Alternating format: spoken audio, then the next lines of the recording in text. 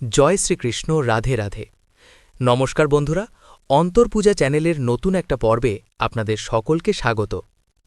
এই বছর বৃহস্পতিবার থেকে শুরু হচ্ছে নতুন বছর, আর এই বৃহস্পতিবার মা লক্ষ্মীর দিন। তাই নতুন বছরে মা লক্ষ্মীর আশীর্বাদ পেতে কি করবেন তা জেনে নিন।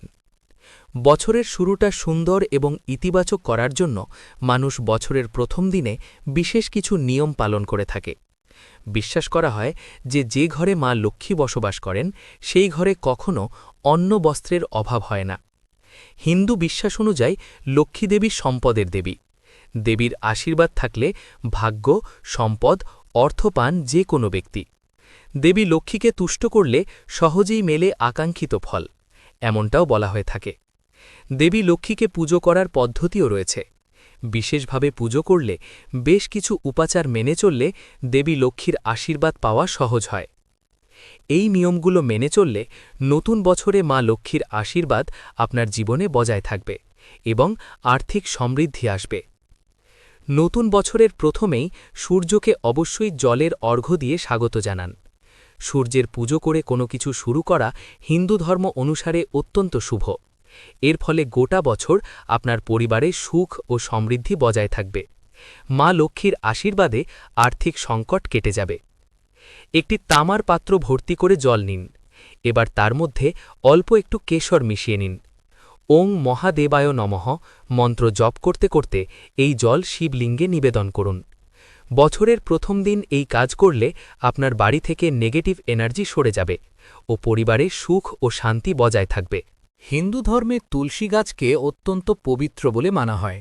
প্রতিদিন পূজিতা হন দেবী তুলসী। অনেকেই প্রতিদিন সন্ধ্যাবেলায় তুলসী মঞ্চে প্রদীপ জ্বালান, জল দেন এবং শাঁখ বাজান। বিশ্বাস করা হয় তুলসী দেবী আসলে লক্ষ্মীর অবতার এবং বৃন্দারূপে তার জন্ম।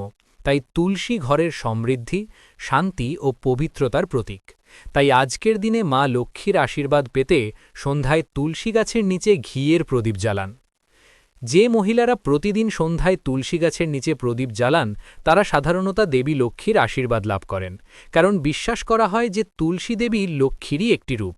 এই প্রথাটি বাড়িতে সুখ, সমৃদ্ধি এবং ইতিবাচক শক্তি নিয়ে আসে।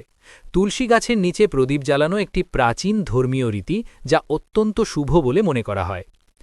বাস্তু অনুসারে বছরের প্রথম দিন বাড়ি পরিষ্কার পরিচ্ছন্ন রাখতে হবে, কারণ যেখানে নোংরা আবর্জনা থাকে সেখানে মা লক্ষ্মী বাস করে না।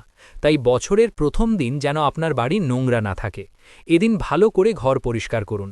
এতে শুধু মা লক্ষ্মী নয়, বাড়িতে ইতিবাচক শক্তিও বজায় থাকে। নতুন বছরের প্রথমেই বাড়িতে যদি কোনো ভাঙা মূর্তি থাকে তাহলে সেটি সরিয়ে ফেলুন। ঈশ্বরের ভাঙা মূর্তি ঘরে রাখা মোটেও শুভ নয়। বছরের প্রথম দিন গণেশকে লাড্ডু ভোগ দিয়ে পুজো দিন। এরপরে এই প্রসাদ গরিবদের মধ্যে বিতরণ করে দিন। এতে গৃহে সুখ শান্তি বজায় থাকে। যদি পারেন তাহলে বছরের প্রথম দিন ৩১ বার গায়ত্রী মন্ত্র জপ করুন। এর ফলে কর্মক্ষেত্রে উন্নতি লাভ করতে পারবেন এবং মানসিক শান্তি লাভ করবেন। নতুন বছর শুরু হতে চলেছে। বছরের শুরুটা সুখকর এবং ইতিবাচক করার জন্য মানুষ বছরের প্রথম দিনে বিশেষ কেনাকাটা করে থাকেন। বিশ্বাস করা হয় যে নতুন বছরের প্রথম দিনে কিছু শুভ জিনিসপত্র বাড়িতে আনলে ইতিবাচক শক্তি আসে এবং সারা বছর ধরে সমৃদ্ধি আসে। এই বছর ২০২৪ সাল শুরু হবে প্রদোষ ব্রতের শুভ উপলক্ষে। বছরের প্রথম দিনটি মহাকাল এবং বিশ্বব্রহ্মাণ্ডের স্রষ্টা ভগবান বিষ্ণুর উদ্দেশ্যে উৎসর্গীকৃত। এই বিশেষ দিনে কোন কোন জিনিসপত্র কিনলে মা লক্ষ্মী খুশি হবেন চলুন জেনে নেওয়া যাক। ১. দক্ষিণাবর্ত শঙ্খ। বছরের প্রথম দিন বাড়িতে এই দক্ষিণাবর্ত শঙ্খ আনুন। এরপরে এটি পুজোর স্থান বা টাকা রাখার জায়গায় রেখে দিন। এই দক্ষিণাবর্ত শঙ্খ মা লক্ষ্মীর আশীর্বাদ আকর্ষণ করে বলে মনে করা হয়। ২. নারকেল। হিন্দু ধর্মে নারকেলের গুরুত্ব অপরিহার্য। যে কোনো শুভ অনুষ্ঠানে নারকেল ফাটানোর চল প্রচলিত রয়েছে। নতুন বছরের প্রথম দিনে একটি অক্ষত নারকেল লাল কাপড়ে মুড়ে মা লক্ষ্মীর সামনে রাখুন এবং পরে যেখানে টাকা রাখেন সেখানে রাখুন। মা লক্ষ্মীর আশীর্বাদে কোনো দিন আর্থিক সংকটে পড়বেন না আপনি। ৩. গোমতী চক্র। নববর্ষের আগে গোমতী চক্র আনা শুভ। এটি সম্পদের দেবী লক্ষ্মীর প্রতীক। এটি আর্থিক অবস্থার ওপর ইতিবাচক প্রভাব ফেলে এবং ঋণের মতো সমস্যা থেকে মুক্তি দেয়। বছরের প্রথম দিনে ১১টি গোমতী চক্র আনুন, একটি হলুদ কাপড়ে মুড়ে আপনার সিন্দুকের মধ্যে রেখে দিন। ৪. ধাতব কচ্ছপ। নববর্ষে বাড়িতে ধাতব কচ্ছপানা অত্যন্ত শুভ বলে মনে করা হয়। এটা সুখ, সমৃদ্ধি, আর্থিক লাভ এবং প্রাচুর্যের প্রতীক। বিশ্বাস করা হয় যে বাড়িতে ধাতব কচ্ছপ রাখলে ঋণের মতো সমস্যা দূর হয় এবং সমৃদ্ধি আসে। ৫. ময়ূর পালক। হিন্দু ধর্মে ময়ূরের পালক অত্যন্ত শুভ বলে বিবেচিত হয়। এগুলি সৌভাগ্য, সমৃদ্ধি এবং ইতিবাচকতার প্রতীক। এগুলি সমস্ত অশুভ শক্তি তাড়াতে সাহায্য করে। তাই নববর্ষে ময়ূরের পালক কেনা শুভ বলে বিবেচিত হয়।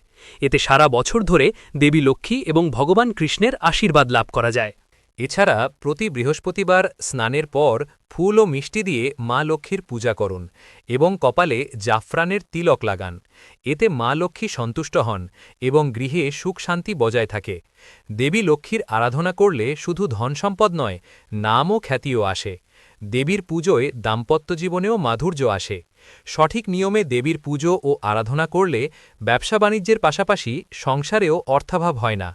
কিছু শুভ জিনিসে দেবী লক্ষ্মী অনেক বেশি সন্তুষ্ট হন, যেমন গোলাপের গন্ধ এবং গোলাপের ফুল দুটোই দেবী লক্ষ্মীর খুব প্রিয়।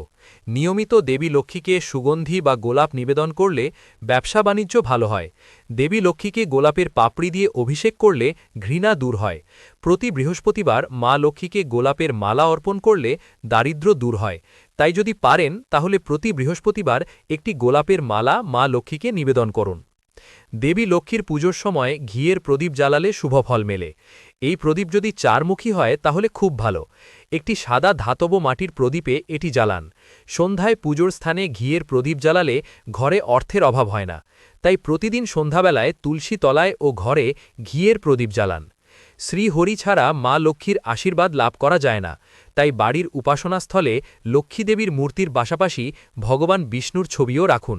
প্রতিদিন তাদের পুজো করুন। এতে গোটা পরিবার টাকা পাবেন এবং পারস্পরিক ভালোবাসা বজায় থাকবে। ভগবান বিষ্ণুর উপাসনা করার জন্য আপনি একাদশীর উপবাসও পালন করতে পারেন। এই নিয়মগুলো মেনে চললে নতুন বছরে মা লক্ষ্মীর আশীর্বাদ আপনার জীবনে বজায় থাকবে এবং আর্থিক সমৃদ্ধি আসবে। বন্ধুরা, এই ছিল আজকের ভিডিও। ভিডিওটি ভালো লেগে থাকলে অবশ্যই একটি লাইক ও আমাদের চ্যানেলটি সাবস্ক্রাইব করে রাখুন। আর কমেন্টে ভক্তি ভরে লিখুন, জয় শ্রীকৃষ্ণ, রাধে রাধে।